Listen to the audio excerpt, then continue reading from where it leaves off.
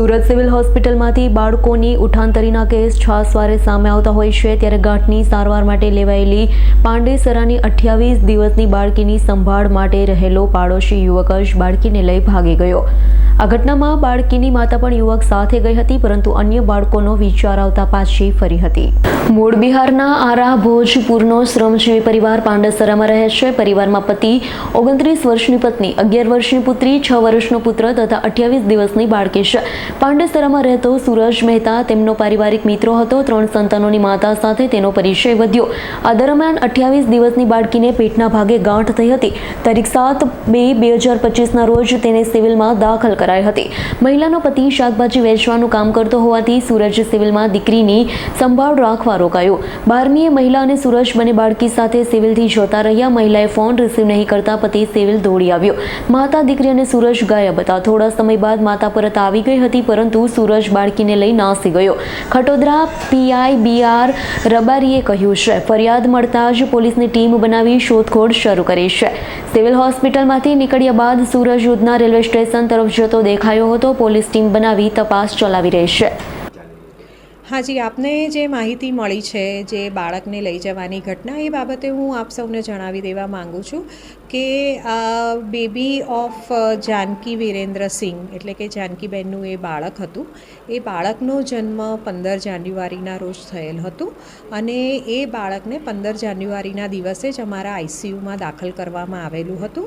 એનું મુખ્ય કારણ તો એ મધરને જે છે એ સિઝેરિયન સેક્શનથી ડિલિવરી થયેલ હતી અને તે પછી બાળકને શ્વાસ લેવામાં તકલીફ હતી। એની વધારે તપાસ કરતાં એના હૃદયમાં કાણું હતું અને એની પાછળની બાજુએ એટલે બેક સાઈડે એને એક મોટું જે સ્વેલિંગ જેવું એટલે કે બહાર ઉપસેલો ભાગ હતો। અમારા પ્રમાણે એ એક સારી નિશાની ન કહેવાય। એ મગજ સાથે જોડાયેલા અથવા તો આપણી સ્પાઇન સાથે જે આપણા જ્ઞાનતંતુઓ સાથે જોડાયેલી કોઈ ઉણપને લીધે એ વસ્તુ હોઈ શકે મેડિકલ સાયન્સ પ્રમાણે। એટલે એ બાળકને 5 દિવસ જરૂરી સારવાર આપી અને એમના કહેવાથી ઘરે મોકલી આપવામાં આવેલ હતું અને એ પછી બાળકની વધુ તપાસ માટે અમારા દ્વારા બાળકને ફરી બોલાવવામાં આવેલ હતું। આ બાળકને તેઓ તેમના બાળક 23 દિવસનું હતું ત્યારે 7મી ફેબ્રુઆરીએ અમારી પાસે ફરીથી લઈને આવ્યા હતા, જેથી કરીને અમે એ બાળકની વધારે ઊંડી તપાસ કરી અને બાળક માટે એના હૃદય બાબતે અને એની જે પાછળ મગજની સાથે જોડાયેલી કોઈ ખામી કે ઉણપ હોય એના માટે જરૂરી જે સારવાર છે એના માટે અમે MRI અને વધુ ઇકોકાર્ડિયોગ્રાફીને એના માટે પ્લાન કરેલ હતું। મધર સીધી ઘરેથી અમારી પાસે આવેલી હતી એટલે મધરને રહેવા માટે અમારા ICUની સાથે જ જોડાયેલા 4 બેબી વોર્ડમાં મધરને રાખવામાં આવી હતી અને બાળકની આ હાલતને સમજતા ICUની અંદર જ એ બાળક રાખવામાં આવેલ હતું। જ્યારે બાળક અમારી પાસે આવ્યું ત્યારે તેને લઈને આવનાર માતા, પિતા અને એક અન્ય વ્યક્તિ હતો જેની ઓળખ એમણે એમના નજીકના સગા તરીકે અમને આપેલ હતી। બાળક અમારી પાસે 5 થી 7 દિવસ અહીંયા રહેલ હતું। તે દરમિયાન બાળકના પિતાની હાજરીમાં તેમજ ગેરહાજરીમાં એ વ્યક્તિ અંદર આવતા હતા, માતા પાસે જતા હતા અને માતાને જ્યારે બાળકને ધાવણ આપવું હોય ત્યારે એ અંદર ICUની અંદર આવી અને અમારા નર્સિંગ સ્ટાફની મદદથી એ બાળકને બહાર લઈ અને માતાને આપતા હતા।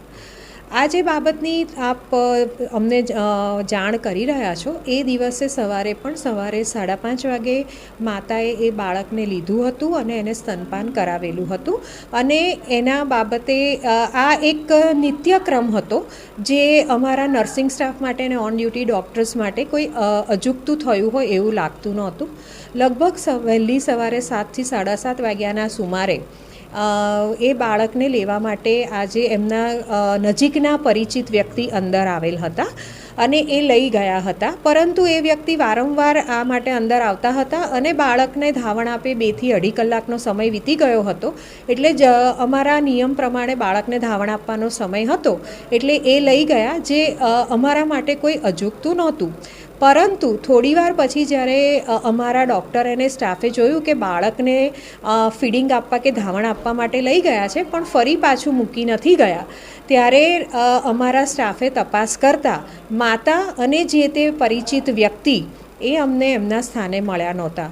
કદાચ કંઈક સવારનો નિત્યક્રમ પતાવવા માટે એ લોકો ક્યાંક ગયા હશે એવું વિચારી અને અમે સિક્યોરિટીને જાણ કરી હતી કે એ લોકો નજીકમાં ક્યાંય દેખાય કે આસપાસ દેખાય તો એમને જરૂરથી જાણ કરો કે બાળકને અહીંયા મૂકી જાય, જેથી કરીને બાળકને જરૂરી સારવાર માટે અમે એની આગળ કાર્યવાહી કરી શકીએ.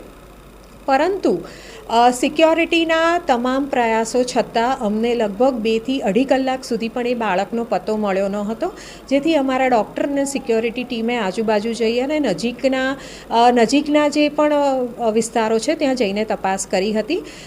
ત્યારબાદ અમારી જાણમાં એવું આવેલ હતું કે એ લોકો બાળકને લઈને નીકળી ગયા છે. આ વાત અમારી જાણમાં આવતા અમારા NICUના ઇન્ચાર્જ અને અમારા જે ICUનો સ્ટાફ છે એ બધાએ જ આ બાબતે જરૂરી કાર્યવાહી એટલે કે RMO સાહેબની અને તેમજ અમારા જે પોલીસને ઇન્ફોર્મ કરવાનું હોય એ બધી કાર્યવાહી પૂર્ણ કરેલ હતી. બાળકના પિતાને પણ બોલાવી લેવામાં આવેલ હતા અને એમને પણ આ બાબતે જરૂરી જાણ કરવામાં આવેલ હતી. આ બાબતને યોગ્ય રીતે જાણ કર્યા પછી પોલીસને અને બાળકના પિતાને જાણ કર્યા પછી આગળની કાર્યવાહી પોલીસને હસ્તક છે. Bureau report S9 news Surat.